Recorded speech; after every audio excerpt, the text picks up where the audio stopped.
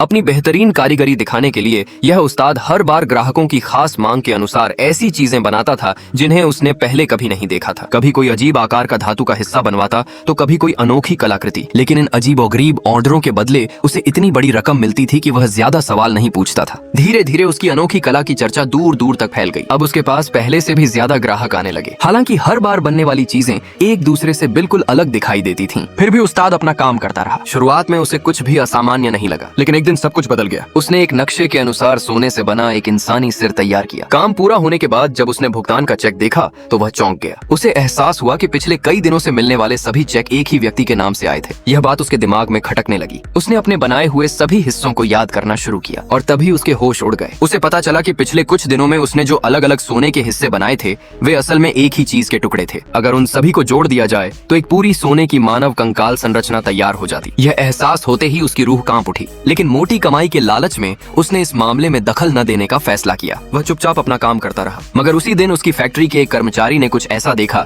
जिसने पूरे मामले को और भी रहस्यमयी बना दिया। उसने देखा कि उसका मालिक, जिसकी उम्र मुश्किल से 50 साल थी, सीढ़ियां चढ़ते समय किसी बूढ़े आदमी की तरह लड़खड़ा रहा था। उसे सहारे के बिना चलना भी मुश्किल हो रहा था। इतना ही नहीं, उसके कदमों के नीचे लगी कांच की सीढ़ियां अजीब तरह की चरमराहट की आवाज कर रही थीं। यह सब देखकर कर्मचारी के मन में कई सवाल उठने लगे और तभी उसे उस्ताद द्वारा बनाई गई उस सोने की कंकाल संरचना याद आ गई। अगले ही पल उसके दिमाग में एक बेहद डरावना ख्याल आया। क्या उसका मालिक उस सोने के कंकाल का इस्तेमाल अपने शरीर के लिए करने वाला था?